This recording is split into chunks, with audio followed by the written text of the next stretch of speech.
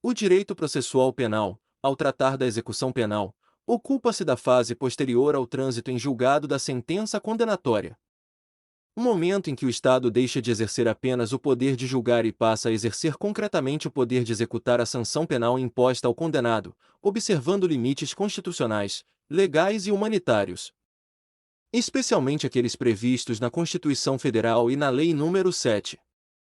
7.210 de 1984, conhecida como Lei de Execução Penal, diploma normativo fundamental para a organização da execução das penas privativas de liberdade, restritivas de direitos e medidas de segurança no ordenamento jurídico brasileiro. Possuindo como finalidade não apenas a efetivação da decisão criminal, mas também a integração social do condenado e do internado, conforme estabelece expressamente o artigo 1º da referida lei. Revelando que a execução penal brasileira não deve possuir caráter meramente retributivo ou vingativo, mas também ressocializador, orientando-se pelos princípios da dignidade da pessoa humana, da legalidade, da individualização da pena, da humanidade, da proporcionalidade e da jurisdicionalidade, sendo importante destacar que a execução penal é atividade predominantemente jurisdicional, embora conte com significativa atuação administrativa do sistema penitenciário. Razão pela qual o juiz da execução exerce papel central no acompanhamento do cumprimento da pena, decidindo questões relacionadas à progressão de regime, regressão, remissão, livramento condicional, unificação de penas, detração, incidentes de execução e fiscalização das condições carcerárias, sempre assegurando ao condenado contraditório e a ampla defesa, inclusive com a participação obrigatória do Ministério Público e da defesa técnica, exercida por advogado constituído ou defensor público, demonstrando que mesmo após a condenação definitiva o indivíduo permanece titular de direitos fundamentais que não podem ser arbitrariamente violados pelo Estado.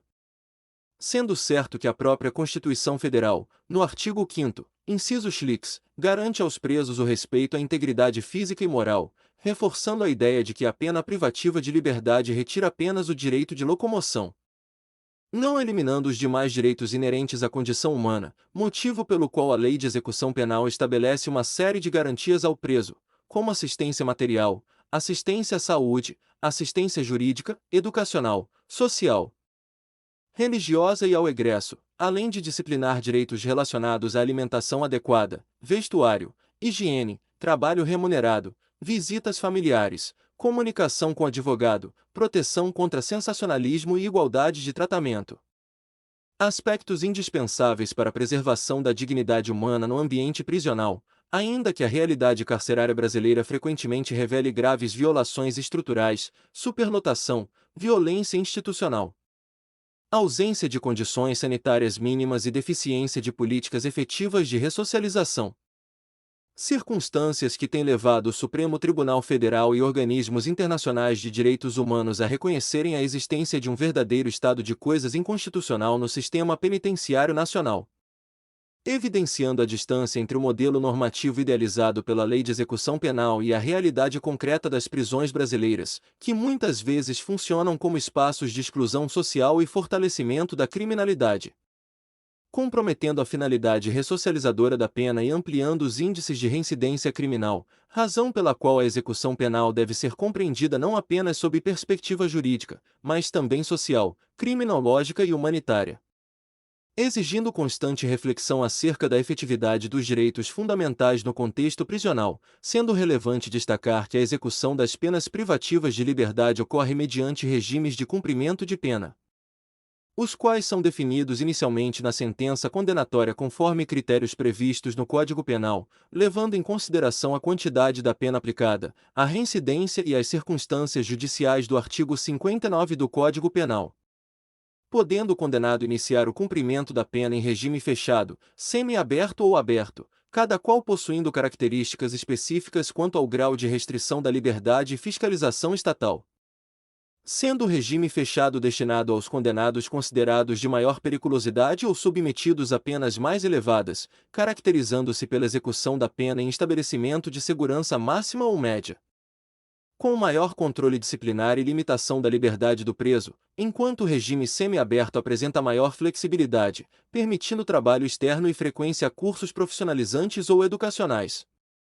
devendo ser cumprido em colônia agrícola, industrial ou estabelecimento similar, ao passo que o regime aberto baseia-se na autodisciplina e senso de responsabilidade do condenado, sendo executado em casa de albergado ou, na ausência desta, mediante prisão domiciliar em hipóteses admitidas pela jurisprudência, possuindo menor rigor na fiscalização estatal e maior contato do condenado com a sociedade, evidenciando a adoção do sistema progressivo de cumprimento de pena pelo ordenamento jurídico brasileiro, segundo o qual o condenado pode avançar gradualmente para regimes menos severos à medida que demonstra mérito e bom comportamento carcerário. Instituto conhecido como progressão de regime, considerado um dos principais mecanismos de individualização executória da pena, permitindo que o condenado retorne paulatinamente ao convívio social de maneira controlada e supervisionada, sendo a progressão condicionada ao preenchimento de requisitos objetivos e subjetivos, consistindo o requisito objetivo no cumprimento de determinada fração da pena, variável conforme a natureza do crime, reincidência e eventual resultado morte. Especialmente após as alterações introduzidas pelo chamado pacote anticrime, enquanto o requisito subjetivo relaciona-se ao mérito do condenado, demonstrado pelo bom comportamento carcerário atestado pelo diretor do estabelecimento prisional, podendo o juiz exigir exame criminológico em situações excepcionais e fundamentadas, conforme entendimento consolidado na jurisprudência dos tribunais superiores, sendo importante observar que a progressão de regime não constitui favor estatal, mas verdadeiro direito subjetivo do condenado quando preenchidos os requisitos legais, não podendo ser negada arbitrariamente pelo Poder Judiciário.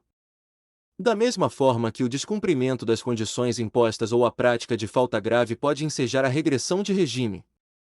mecanismo pelo qual o condenado retorna a regime mais rigoroso em razão de comportamento incompatível com a confiança gradualmente adquirida durante a execução da pena, sendo consideradas faltas graves.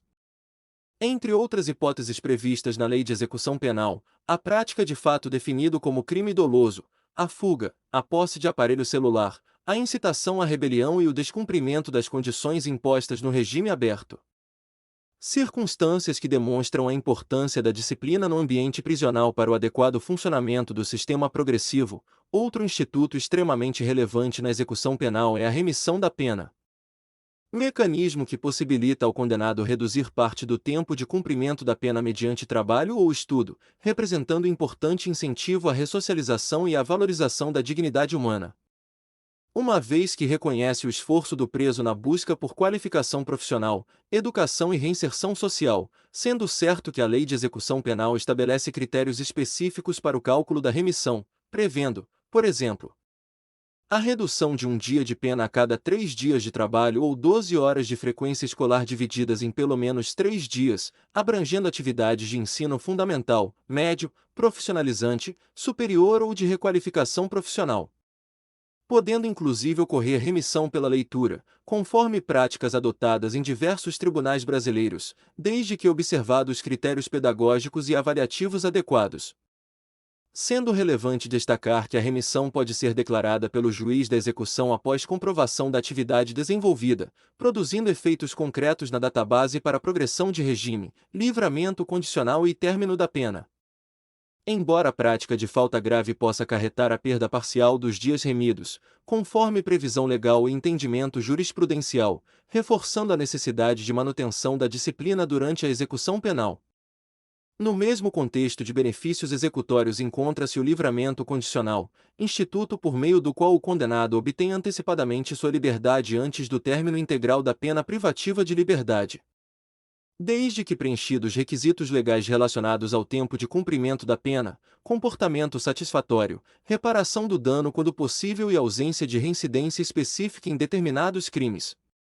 funcionando como etapa final de reintegração social supervisionada, já que o beneficiário permanece submetido ao cumprimento de condições fixadas judicialmente durante o período de prova, tais como obrigação de manter ocupação lícita, comparecimento periódico em juízo, proibição de frequentar determinados locais e recolhimento domiciliar em horários estabelecidos, podendo o benefício ser revogado em caso de descumprimento das condições impostas ou prática de novo crime. Hipótese em que o condenado retorna ao cumprimento da pena remanescente, sendo importante diferenciar o livramento condicional da progressão ao regime aberto, pois enquanto esta representa apenas alteração do regime prisional, Aquele constitui verdadeira antecipação da liberdade, ainda que condicionada e fiscalizada.